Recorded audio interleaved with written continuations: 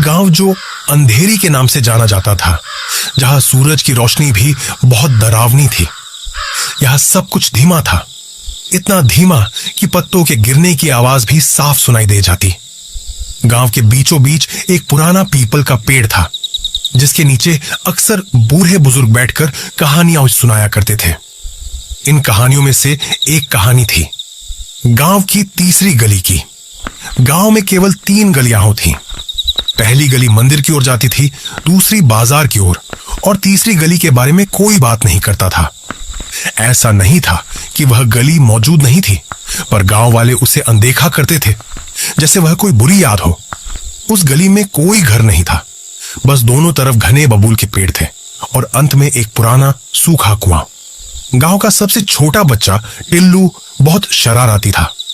उसकी आंखें हमेशा चमकती रहती थीं और मन में हजारों सवाल उमड़ते रहते थे। बूढ़े बुजुर्ग जब तीसरी गली की बात करते तो उसको देखने के बाद चुप हो जाते थे, तो टिल्लू का मन और भी व्याकुल हो उठता। तीसरी गली में ऐसा क्या है दादी? वह अपनी दादी से पूछता है। दादी, आप बताती क्यों नहीं? दादी एक लंबी सांस लेती हैं।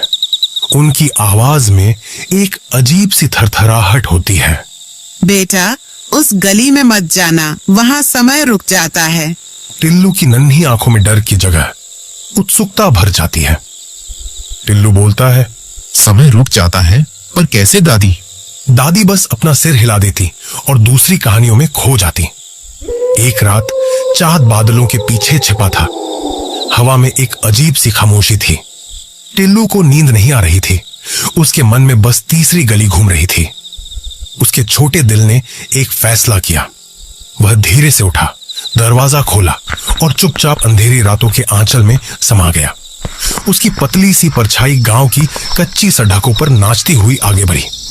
वह पहली गली से गुजरा, फिर दूसरी से, और फिर उसने देखी तीसरी गली। वह सचमुच अलग थी। बाकी गलियों में घर थे, दियों की हल्की रोशनी थी, पर तीसरी गली बिल्कुल काली थी, जैसे किसी ने अंधेरे की चादर पहना दी हो। बबूल के पेड़ किसी प्रेत की उंगलियों जैसे लग रहे थे, जो उसे अपनी ओर बुला रहे थे। टिल्लू के कदम धीमे पीछे हट गए।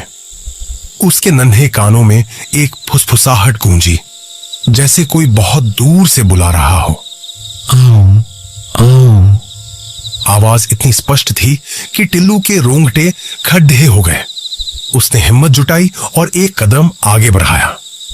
जैसे ही उसने गली में प्रवेश किया, एक अजीब सी ठंडक उसे घेर गई। तो ऐसी ठंडक गांव में कभी महसूस नहीं हुई थी। हवा थम गई, पत्तों की सरसराहट भी बंद हो गई। बस वही फुसफुसाहट और तेज होती गई। तुम आ गए, तुम आ गए। टिल्लू आगे बढ़ा। गली लंबी होती जा रही थी, जैसे उसका कोई अंत ही ना हो। बबूल के पेड़ और घने होते गए।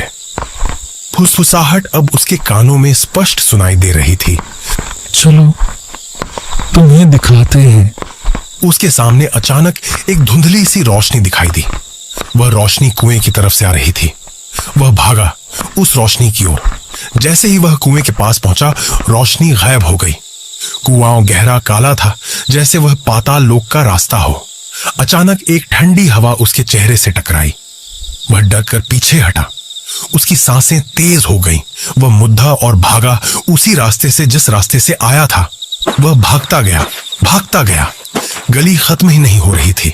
उसे लगा जैसे वह एक ही जगह पर दौड़ाच रहा हो। उसने अपनी पूरी ताकत लगाई। आखिरकार वह गली के आखिर पर पहुंचा। उसकी सांस फूल रही थी। वह गांव में वापस आ गया था। उसने अपने घर की तरफ देखा। वहां दिया जल रहा था। वो दौड़ डाकर अपने घर की ओर गया और दरवाजा खटखटाया। दरवाजा खुला। उसकी दादी खड़ी थी। उन्हीं पुरानी आंखों से उसे देख रही थी।